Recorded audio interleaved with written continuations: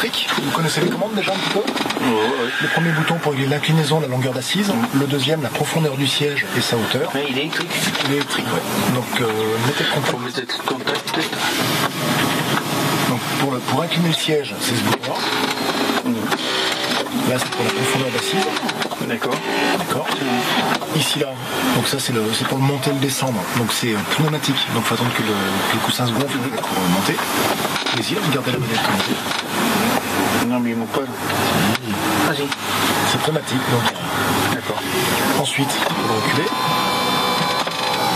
Vous l'avancez. La partie basse de ce bouton-là, c'est pour régler l'inclinaison du dossier. Et la partie haute pour régler la tête. Ouais, d'accord. Voilà. Je fais le tour, je vais vous prendre. Bien sûr.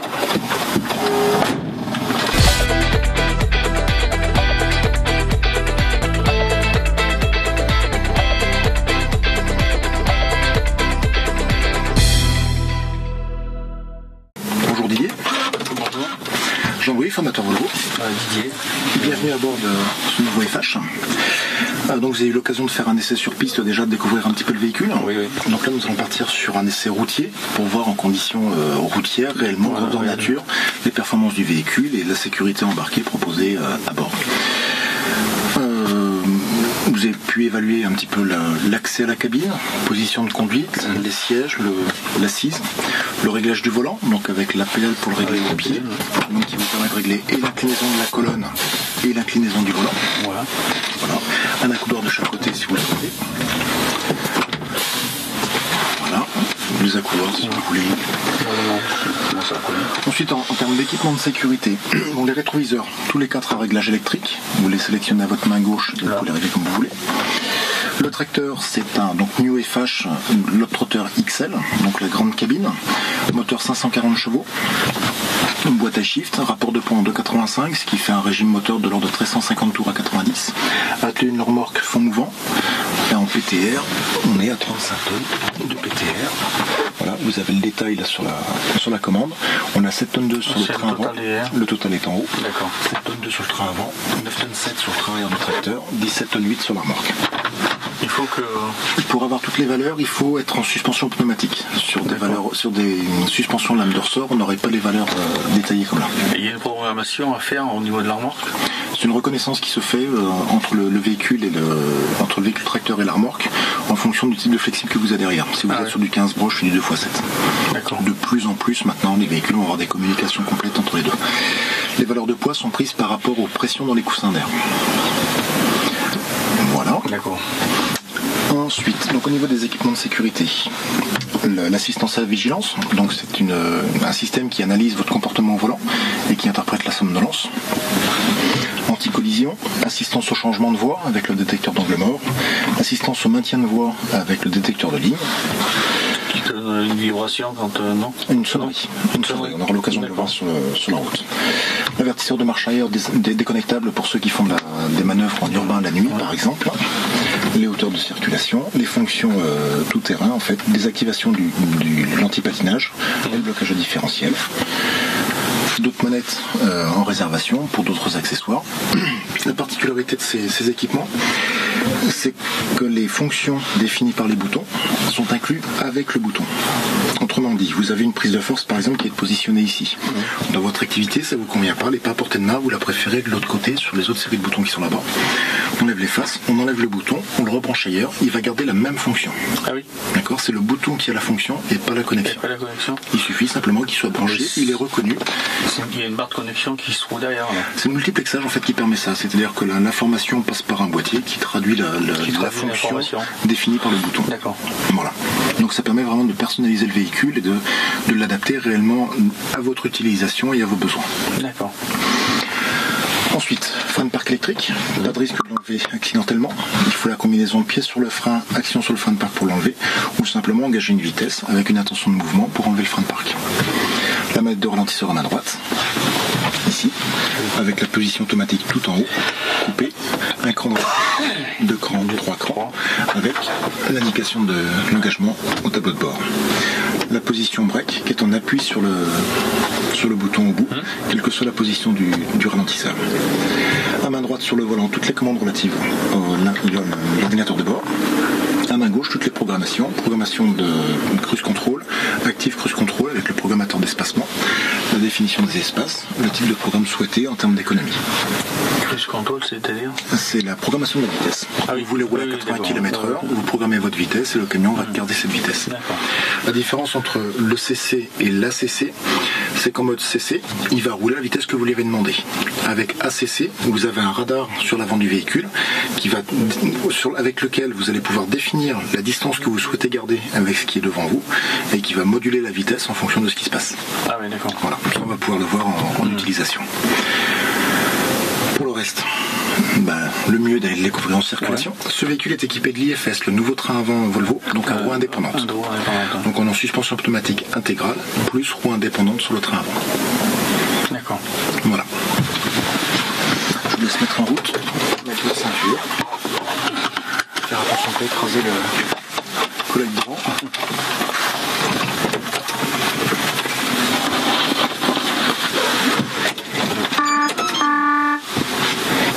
C'est bon, il a démarré.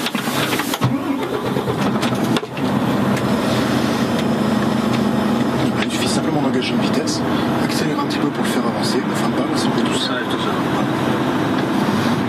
Fonction très pratique pour, par exemple, dans le cadre d'un démarrage en côte, par exemple, nous permettre de garder le véhicule à l'arrêt, et juste sur l'accélération démarrer.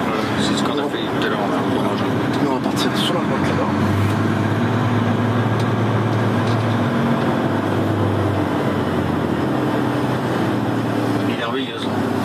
C'est l'éclairage diurne, les feux de jour, qui commandent tout l'éclairage du véhicule. Il reste la journée. Il reste la journée. Il y a la possibilité de les éteindre. Là, on va partir à gauche. Ça ne crée pas une consommation. C'est dérisoire. Ouais. En termes de consommation, quand il n'y a plus que ça à chasser, on a bien travaillé sur la piste. Ouais. Je ne peux pas vous dire quelle est la valeur exacte de consommation générée par le fait d'avoir les feux allumés. Objectivement, quand on pense sécurité, ce que ça apporte, là, on va partir à gauche. L'importance de l'éclairage diurne, si vous voulez, c'est non pas de mieux voir, mais d'être mieux vu.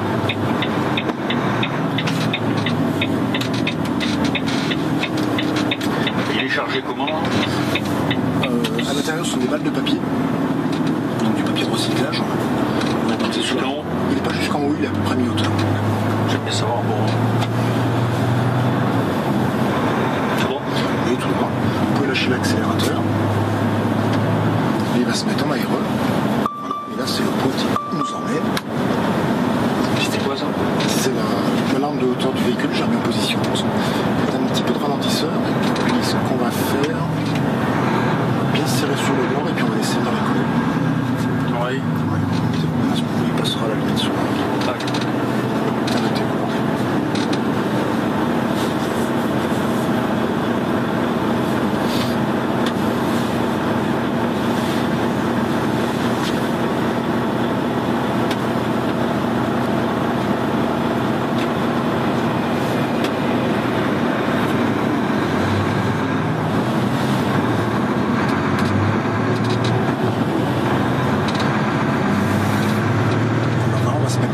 En bas pour pouvoir se croiser, parce que sur la partie supérieure, le croisement est impossible.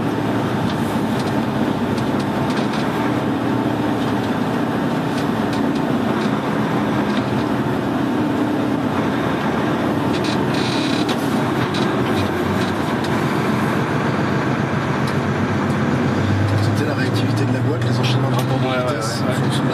C'est assez rapide. Et c'est même très souple. N'hésitez pas à bien étirer les trajectoires, un passage très étroit.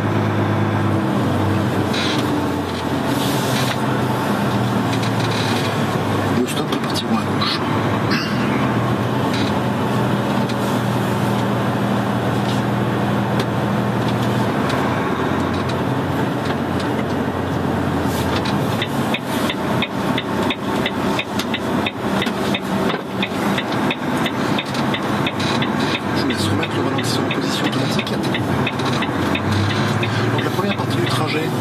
Dans du réseau secondaire, nous sommes limités à 60 km/h.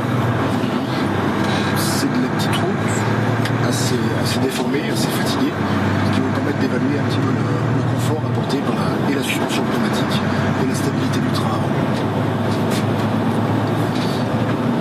On a engagé un premier écran ralentisseur.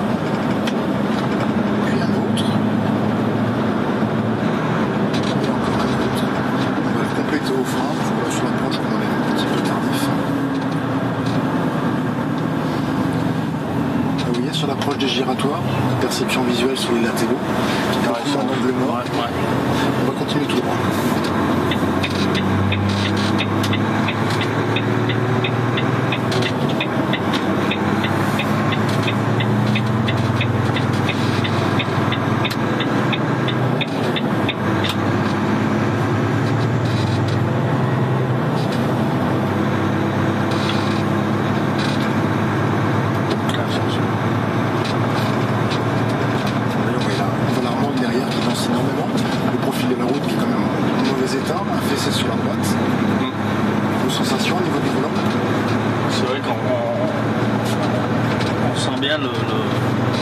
Le confort au niveau du train avant, on sent pas une secousse.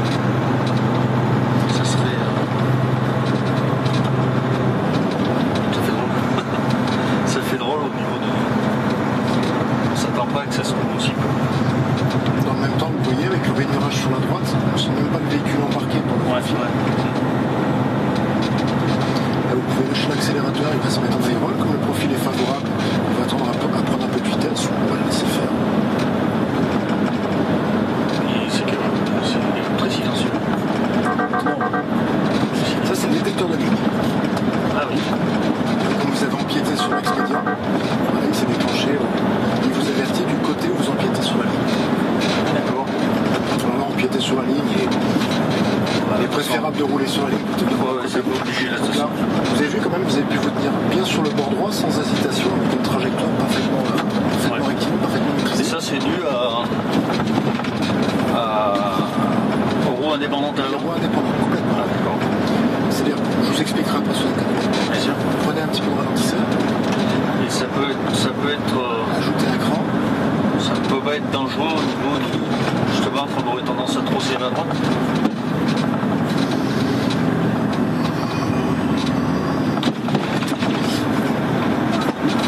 Je ne vais pas te donner de réponse affirmative tout de suite. On continue sous le pont et après le pont va tourner à gauche. Vous allez simplement voir en termes de positionnement sur la chaussée et de sensation au niveau du véhicule. Ouais. Vous allez voir des différences par rapport à ce que vous pouvez avoir d'habitude. Bien sûr. Au lieu d'avoir des sensations de retour de volant, vous allez avoir des sensations de retour de châssis. On va plus ressentir le positionnement et le mouvement du véhicule par les pieds plutôt que par le volant, ce qui donne une meilleure sensation sur le train. N'hésitez pas à bien lancer le véhicule parce que la sensation est inexistante. Sentez le moteur généreux quand même. C'est vrai.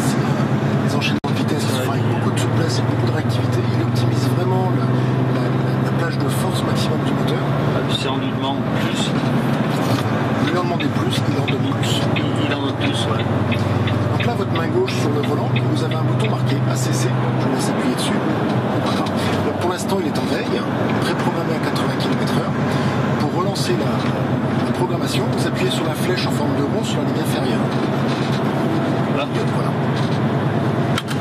Ensuite, répétez-moi. Ici, on va redéfinir l'interespace. Donc là, je l'ai mis au maximum. On est à 3 secondes et demie de l'obstacle qui est devant. Donc là, pour l'instant, puisque le véhicule devant nous est suffisamment loin, touchez pas les pédales, laissez le faire. Le ralentisseur est en position automatique. Le mode actif cruise control est actif. Le camion va gérer l'allure par rapport à ce que vous lui avez demandé.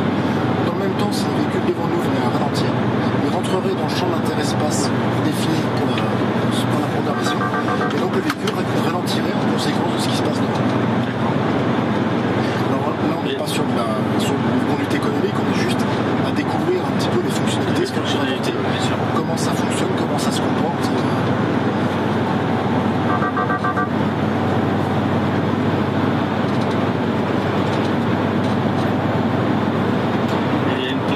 Possibilité de déconnecter l'ACC, la trajectoire. À la trajectoire, c'est activable à ce niveau. D'accord.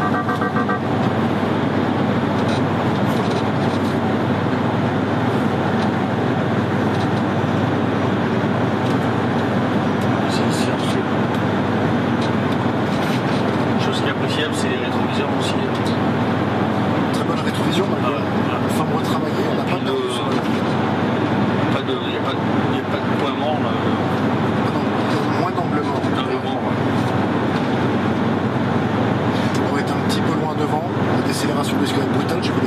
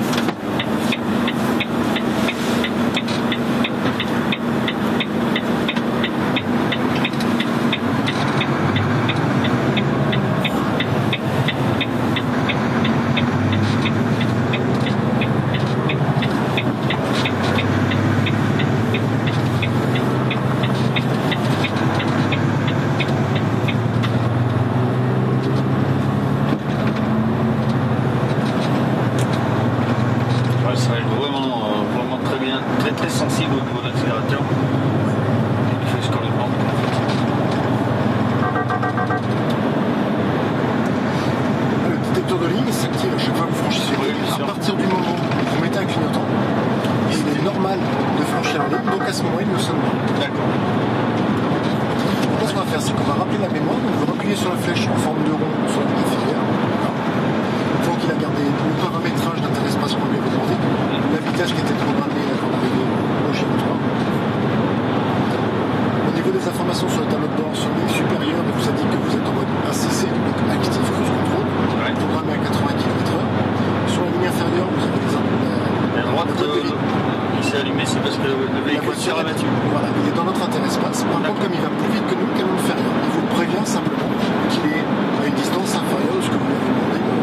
Sinon, il aurait ralenti. Donc ensuite, sur la ligne inférieure, en numérique, vous avez le A pour la boîte. Vous êtes en mode automatique. À côté, le 12, c'est le rapport de boîte engagé. Le E+, pour l'instant, on a le mode économique plus. Là, il vient de basculer en IS, IC. On est sur une partie de trajet, il y a du relief, tout le monde connaît. Là, vous sentez sur la partie plane, il est en train de remettre de la charge moteur, préparer à la montée, pour éviter de perdre de la vitesse au départ. Il va gérer la cinématique maintenant tout du long, en fonction des variations de relief de la route. C'est lui qui va gérer tout seul. Tout à fait. Et donc le A qui est à droite, et l'indication par rapport au ralentisseur. Là, la combinaison IC-ACC fait que le véhicule va gérer les variations d'altitude qu'il peut y avoir, donc l'inclinaison de la route, mais l'ACC restera prioritaire, c'est-à-dire que si un véhicule devant nous venait aller moins vite, le camion ralentirait en conséquence de l'obstacle et non pas en optimisation de la consommation. L'IS, c'est une programmation qui se fait par mémorisation. Voilà, c'est un apprentissage de parcours. On passe une première fois sur un parcours au cruise control, un parcours que vous ne connaissez, enfin que le véhicule ne connaît pas en tout cas, donc il va enregistrer les données par rapport à la topographie, la source moteur, etc. Prochain passage, il l'aura en mémoire. Automatiquement, il faut qu'il soit passé une fois. Qu'il soit passé une fois, ou qu'alors un autre véhicule soit passé, un autre Eiffage soit passé ici. Ah oui. Ça donne une base de données en fait qui s'échange entre les véhicules. Ah oui. Et elle se mémorise indéfiniment ou alors elle est mémorisée pour un temps donné. Je ne saurais pas vous dire quelle est sa capacité de mémorisation, mais je pense qu'on peut envisager une mémorisation de cartographie européenne sans problème. Après, les parcours qui ne présentent pas d'intérêt peut utiliser s'il y a besoin de passer en mémoire sur supplément de la base de données. Simplement. C'est plus facile, ouais. C'est plus facile. Vous voyez la montée, on est sur des reliefs qui varient de l'ordre de 4 à 5%. À 35 tonnes. Effectivement, c'est à 540 jours, donc il y a de la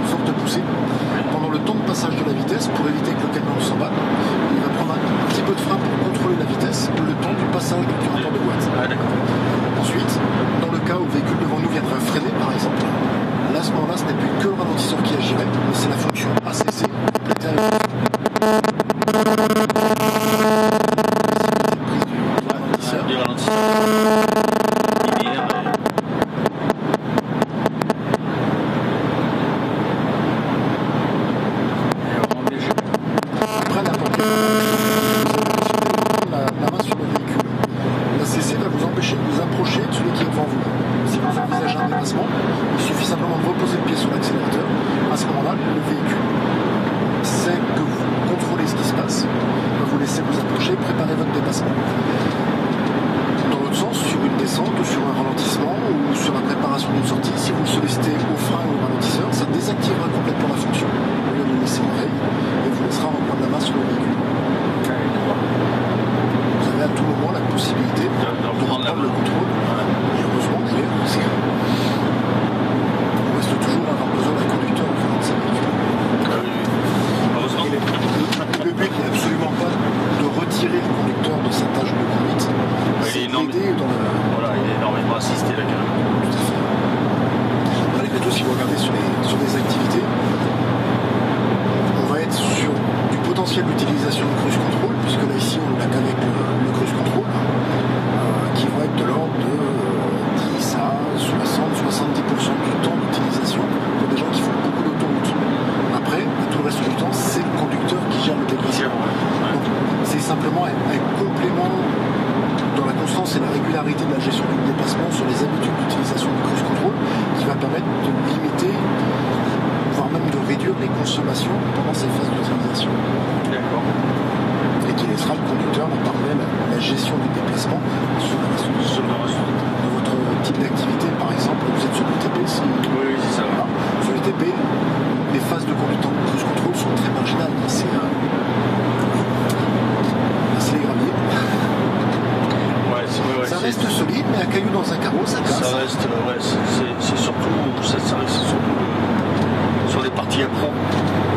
Voilà, sur les parties de liaison que vous allez pouvoir avoir sur les mêmes distances.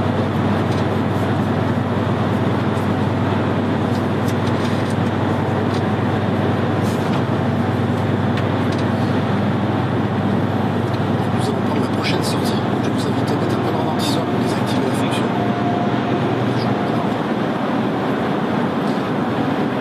Et là, pour préparer la sortie, vous êtes donc sur un écran de ralentisseur, appuyez sur le bouton au bout simplement.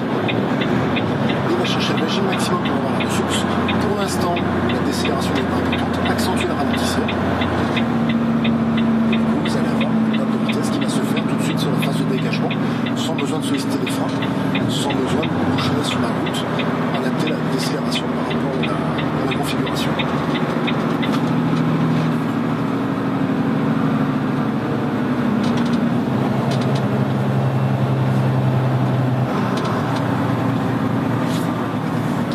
Giratoire en faire tout le tour et repasser sur le pont pour reprendre le même chemin sans s'inverse.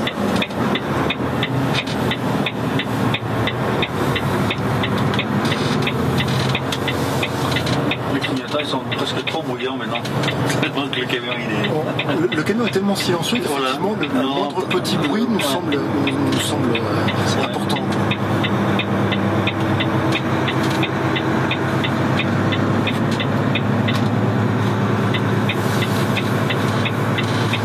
La sonorisation de cabine permet, malgré les grosses sollicitations, de pouvoir parler sans avoir haussé le ton. Et moi je vois, c'est quand même... ça joue quand même énormément sur la fatigue. Sur la fatigue et la nervosité. On est très sensible au bruit, mais c'est vrai que le bruit agresse. Le fait d'être dans un environnement plus calme permet d'avoir un comportement beaucoup plus posé, beaucoup plus apaisé. C'est vrai.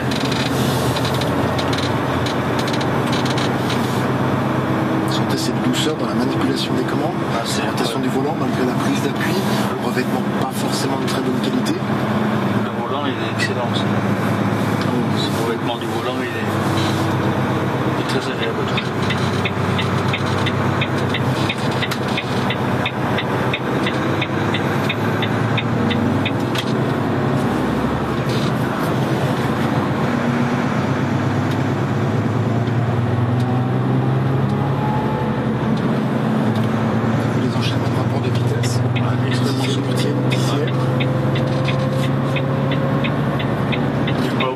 C'est vraiment très linéaire.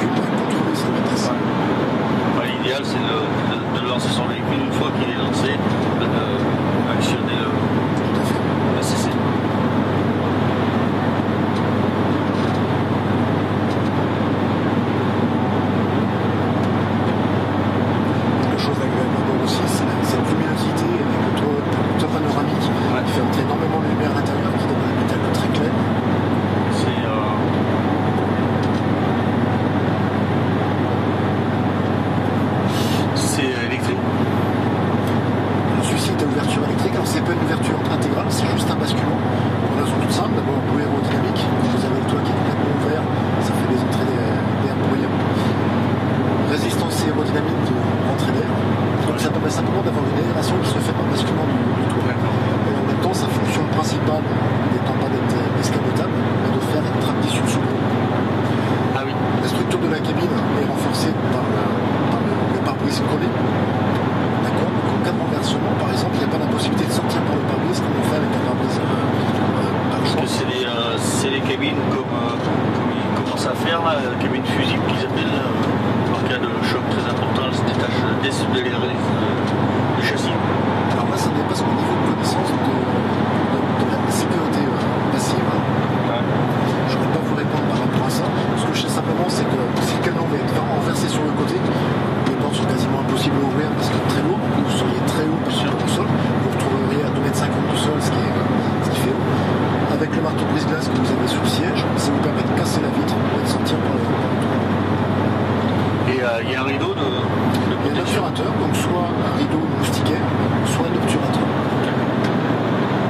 Vous sentez là, le camion Ah oui, a moins vite c'est- que nous, il a ralenti, il garde la distance. Donc là, si vous voulez engager le dépassement, il vous suffit simplement de reprendre l'accélérateur au pied. Ça va mettre en veille la fonction. Une fois que vous avez engagé le dépassement, relâchez l'accélérateur, et puis l'avant sera dégagé. Donc, ça dépasse.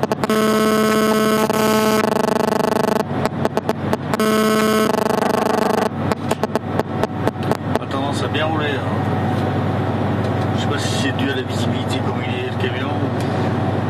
Je pense que par rapport aux habitudes que vous avez des véhicules industriels, la perception intérieure est différente. Donc il y a des points de repère qui sont différents en termes Ouais. de positionnement. Ouais. Et effectivement, on a une prise en main à faire par rapport au positionnement. Ce tableau de bord qui est légèrement fuyant pour réduire l'englement sur la droite. Voilà, ouais. Les habillages de porte qui sont pareils descendants pour réduire les englements sur les côtés ne donnent pas les mêmes repères de positionnement sur la chaussée. C'est vrai. Après, très rapidement, on trouve ces marques oui, et on possible. arrive à avoir même plus de précision en termes de positionnement que ce que C'est ce que je ressens. Ouais. Avoir une précision supérieure.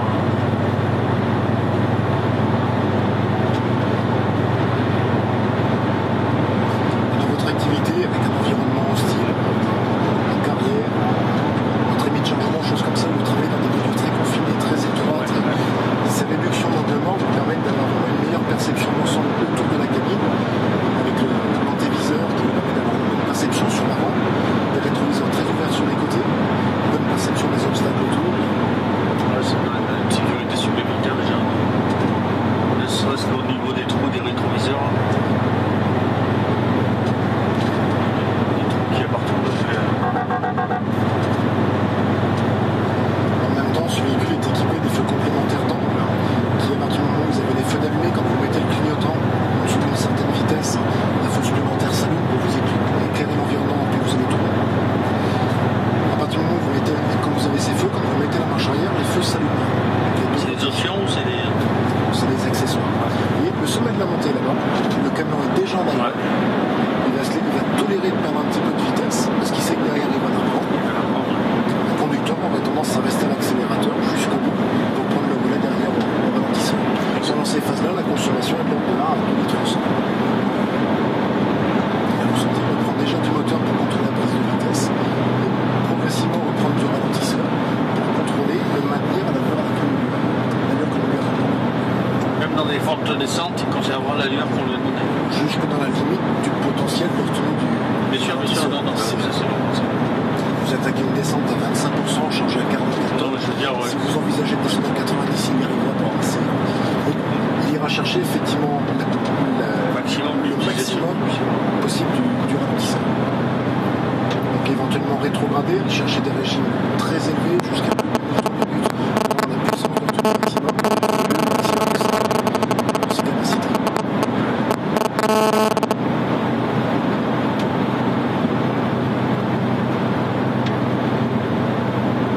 Vous avez combien de véhicules sur le parc là, qui sont laissés tout de suite?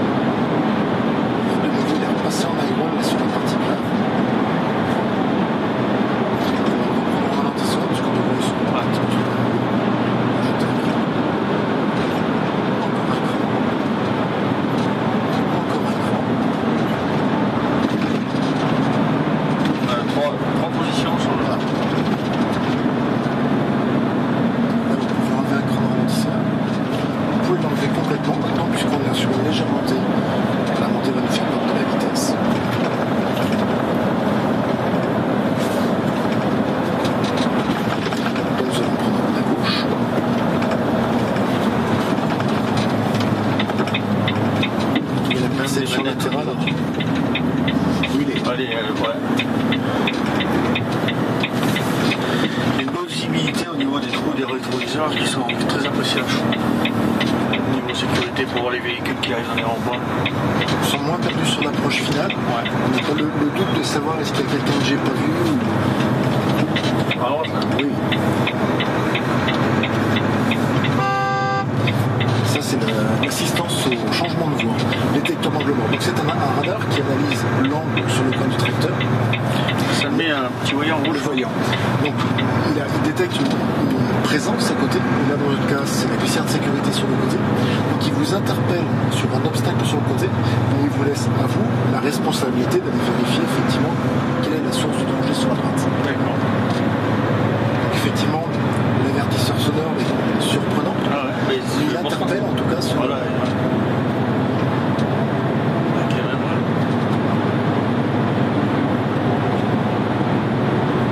Le conducteur, il n'y a plus d'excuses. à partir du moment où il y a ces équipements, effectivement, Voilà, ah non, mais c'est très bien parce qu'au niveau de sécurité, on n'est jamais assez prudent. il y a jamais, on n'entend jamais parler de trop de sécurité. Oui, c'est vrai. C'est bien.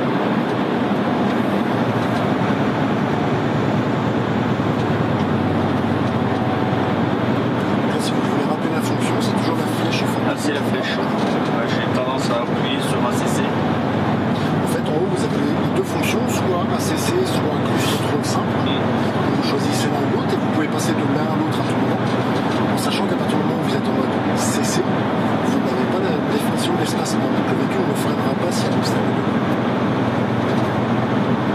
Elle est presque. Ça représente pas grand chose, la CC, la mode CC. Quand on est habitué à. Après, objectivement, Je suppose, hein, à partir du moment où on est sur du trajet très, très grand routier ou autoroutier, effectivement, le fait d'avoir la fonction avec la sécurisation de l'espace, plus les détecteurs de ligne permet dans les cas de somnolence, par exemple, d'interpeller le conducteur et de le réveiller avant que ce soit la glissière qui le réveille. Bien sûr.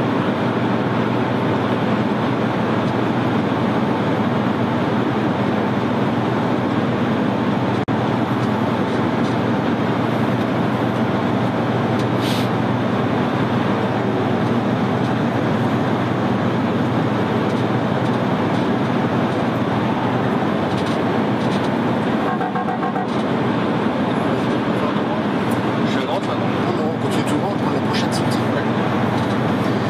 Louis se pose pas de questions, vous avez vu, hein, c'est Ouais, ouais. où j'arrive.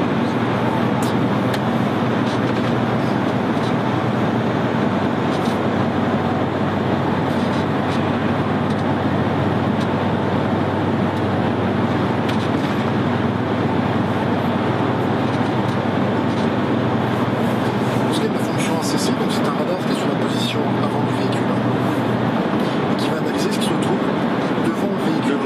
D'accord. Ça reste un champ axé essentiellement sur votre voie de circulation pour une raison toute simple. Hein. Si le champ était très ouvert, à l'approche d'une voie d'insertion, quelqu'un qui arrive, le camion s'arrêterait. Malgré tout, c'est une assistance à la vigilance, à la conduite, mais sans aucune manière ça remplace l'importance du rôle du conducteur. C'est sûr.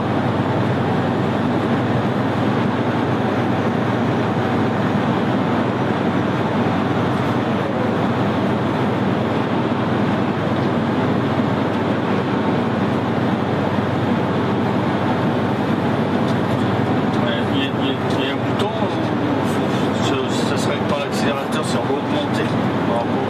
Si vous voulez augmenter au niveau de la vitesse, Ouais. le joystick que vous avez à main gauche, il y a des systèmes de programmation. Là, dessus, voilà. Si vous le poussez, vous augmentez la vitesse. Si vous le tirez, vous réduisez la vitesse. Sur la limite à 80 ici. Non, non, mais c'était pas regardé, c'était pas. Là, vous voyez, vous lui remontez en plus, D'accord. il va le chercher. Ouais, non, c'était pour savoir justement si on arrive à une portion à 90, on peut le monter ou une portion à 70, on peut se laisser. Tout à fait. Donc Mais ça après, conserve quand même la mémorisation. Par exemple, là, on arrive sur une position à 70, je me mets à 70, ça va mémoriser 70.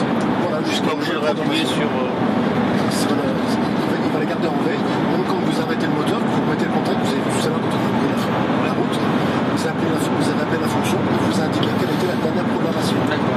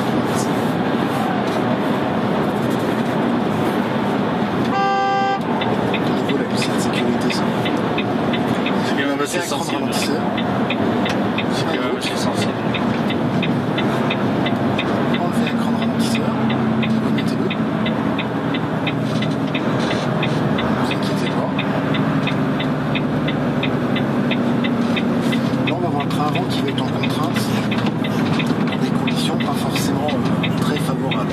La route qui est défoncée, avec un gros appui.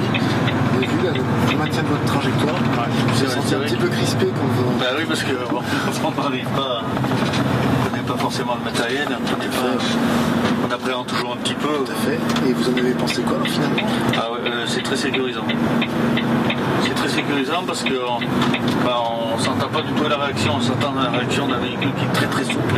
Donc il aurait tendance à se coucher et en fait il reste très stable. Il aurait tendance à se coucher, à dribbler sur le train avant dans le passage des bosses. Voilà. On le reconnaît, il reste vraiment il reste bien sur la trajectoire qu'on lui donne.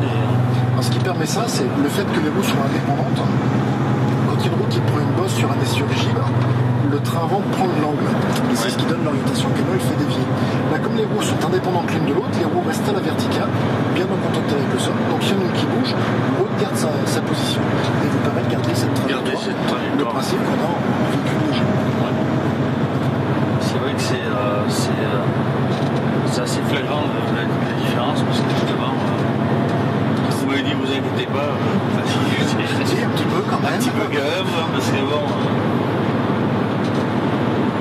il y a tendance à toujours avoir peur que ça va se coucher. Et pas du tout. Il n'y a pas de sensation néfaste au niveau du volant, pas de vibration, on reste avec le même effort sur le volant pour la rotation. On ne cherche pas ce qui se met dessus, ni rien.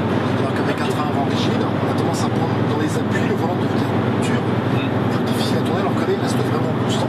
C'est vrai. Et c'est pareil, ce qui permet ça, c'est la liaison. Attention, c'est toujours 80. Ce qui permet ça, c'est la liaison, on est directement en liaison avec le train avant. Donc la colonne de direction descend une crémaillère, il y a un relais qui est pris par des vérins hydrauliques qui vont commander la direction derrière, qui donnent l'assistance. C'est pour ça qu'on n'a pas ces retours de vibration directement dans la colonne. Directement. Et bon, forcément, vous n'avez pas suffisamment de recul pour savoir au niveau de la consommation des pneus et tout. Mais très bien. Alors là, c'est un avis qui n'engage que moi. C'est des pneus restant plus à plat, plus en contact avec le sol, sont donc mieux sollicités, donc présentent moins de défauts d'usure sur de la route de mauvaise qualité, devrait permettre une meilleure longévité des pneumatiques, en tout cas sur les trains. Maintenant, effectivement, j'ai pas d'informations quant au gain potentiel sur le train.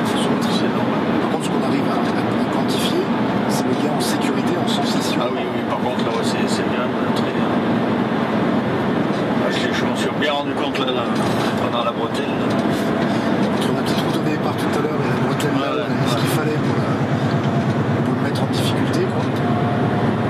On ne se sent pas pris par cette sensation de pouvoir se coucher. Et dans le même temps, peu de retour aussi du comportement de la remorque dans le tracteur, donc le retour négatif aussi.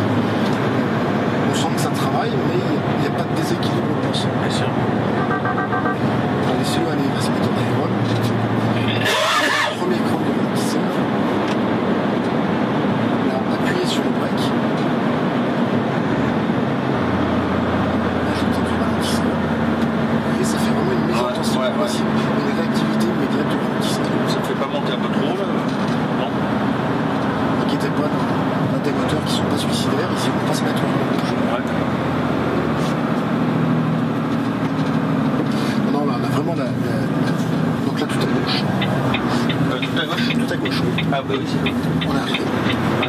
La puissance maximum du ralentisseur est obtenue grâce à la vitesse rotation du moteur élevé. Donc il ira chercher jusqu'à 2200 tours si c'est nécessaire pour vous donner toute la puissance que vous demandez. Et tant que vous restez dans ces limites de régime, il n'y a aucun problème. Il est prévu pour travailler comme ça. Donc c'est un peu perturbant parce que ça fait du bruit. Mais ça reste dans ces plages de fonctionnement qui sont bon, il faut dire que la cabine est tellement silencieuse au départ, c'est que quand, voilà, ce que je disais tout à l'heure, le moindre bruit un peu amplifié. Je vais vous montrer en termes de manœuvrabilité l'intérêt du train avant aussi. Traditionnellement, pour tourner à droite, il faudrait s'écarter pour pouvoir tourner. Là, vous allez rester le long de la ligne de rive. Serrez-vous à droite. On va ralentir, on va tourner doucement quand même. Vous allez attendre que je vous dise pour tourner. Allez-y.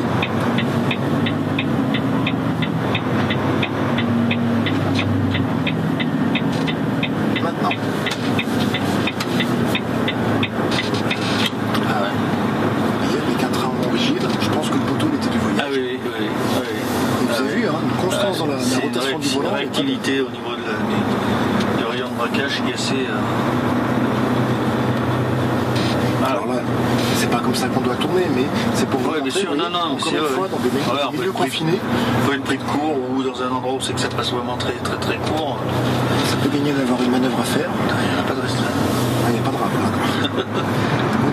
Dans des espaces très confinés, très restreints, ça peut gagner d'avoir une manœuvre à faire, et on sait très bien qu'une manœuvre, c'est un risque, voilà. Un risque d'accrochage. Dans les milieux étroits, c'est...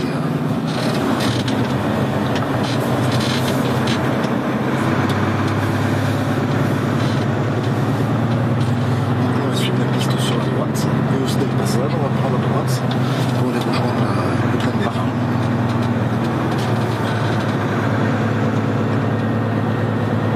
Excellent. Ouais, je dois dire.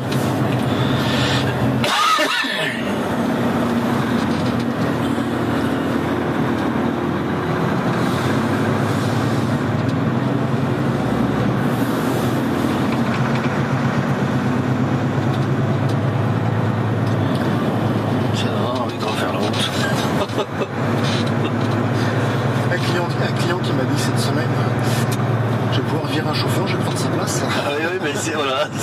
Je n'ai pas voulu dire ça parce que bon, j'ai quand même une équipe assez. C'est bien, mais. Tout en haut. Ah, je continue maintenant. Oui. Mais avant de partir, vous avez posé votre portefeuille sur le tableau de bord. Ah, il va bouger. Ça, c'est adhésif aussi. C'est antidérapant. Donc ça accroche dessus, ça accroche dedans. Et puis ça bouge. Ah oui.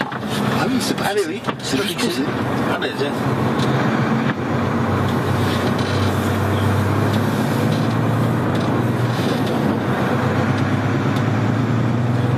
Lâchez-le. Lâchez tout. Il va mettre très basse vitesse. Il va se mettre en aérole. Ouais. Et là, il va venir s'arrêter gentiment. On va serrer sur le bord droit, puis on va s'arrêter au point de l'attente.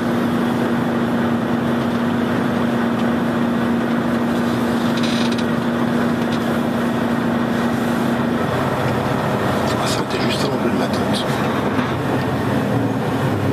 Voilà.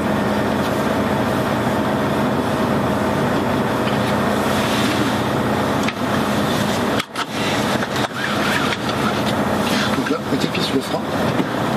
Pour mettre le frein de parc, il suffit simplement d'une impulsion maximum. Ensuite, d'un point de vue sécurité, l'oubli du frein de parc, lâchez le frein, ouvrez votre porte.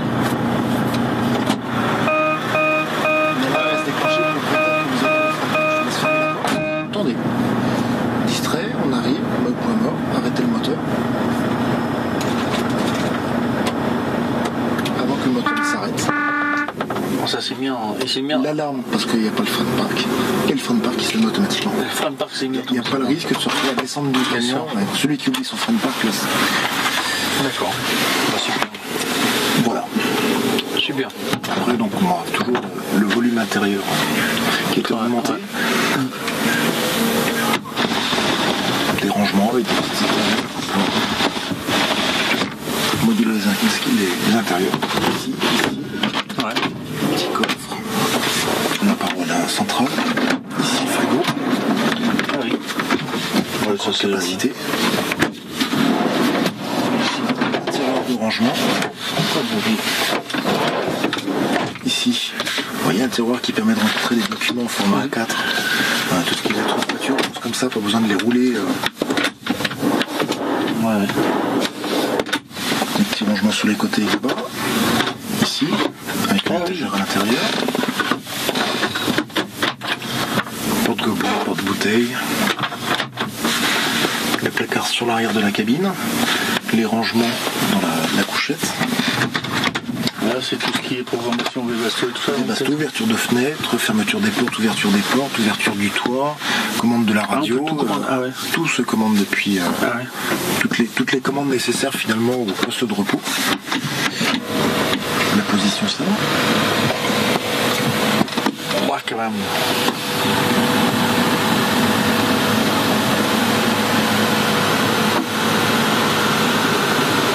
Mais c'est quasiment... Ah oui. Le prééquipement pour la télé au-dessus de votre tête.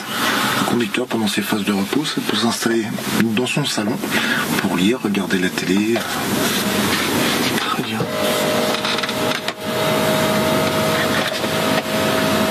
Donc là, c'est un basculement par commande électrique. Il existe le même avec un basculement mécanique. Ah oui, parce que forcément c'est là-dessus. Des couchettes qui se relèvent avec l'accès au coffre extérieur, au tiroir, le coffre-fort sur l'arrière du tiroir. Il y a un coffre-fort. Un coffre-fort, ouais.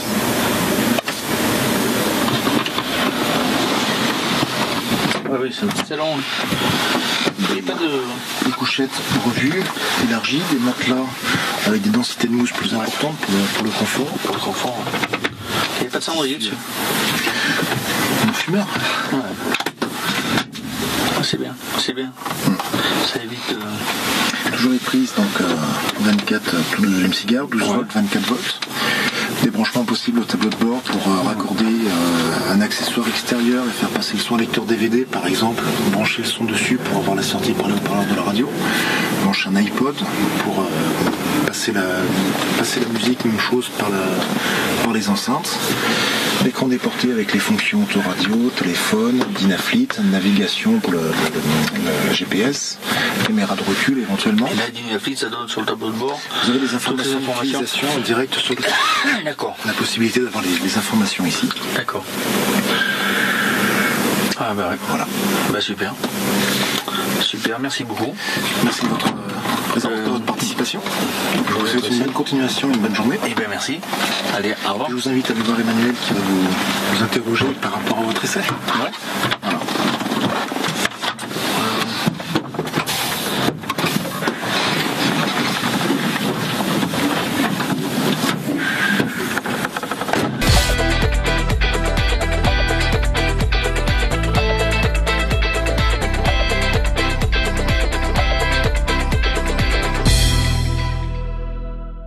Quelles sont vos impressions après votre essai du nouveau Volvo FH ? Mon impression, c'est qu'il y a une nouvelle sécurisation de conduite par rapport à l'essieu de devant m'a agréablement surpris parce qu'il est resté dans des conditions qu'on m'a mis un peu en défaut, on va dire, resté très stable et sans aucun à-coup au niveau du volant et sans avoir cet effet de pencher sur un effet surprise, on va dire. Et puis un véhicule extrêmement silencieux, quoi, que j'ai trouvé très appréciable, quoi. Malgré la puissance du moteur, justement. Malgré la puissance du moteur, ouais. On n'en ressent pas du tout au niveau sonore le véhicule, quoi. Et donc ça devient même gênant parce que tous les petits bruits, après on les entend forcément un peu plus, entre autres les clignotants. Et les alarmes, les détecteurs au niveau du côté droit, quand on met le clignotant à droite, pour l'avertisseur qui donne une bonne sécurité, quoi. C'est un camion dans lequel on trouve facilement ses repères au volant Oui, enfin il faut un petit temps d'adaptation parce qu'au niveau visuel n'est pas le même. Entre autres au niveau des trous des rétroviseurs, du pare-brise et tout, c'est pas tout à fait le même que dans notre véhicule. Mais la visibilité est bonne. Mais la visibilité, oui, mais justement, c'est qu'elle est très bonne, donc on aurait tendance au départ à rouler vraiment très très à droite, parce que justement, il y a une très bonne visibilité, quoi. Quel aspect de ce Volvo FH vous a particulièrement séduit ? Si vous deviez en citer qu'un seul ? Un seul, il y en a plein. Un seul, c'est son confort. C'est son confort, on va dire. C'est son confort au niveau sonore, au niveau du train avant, ça m'a vraiment énormément surpris, quoi. Donc voilà. Je vous remercie.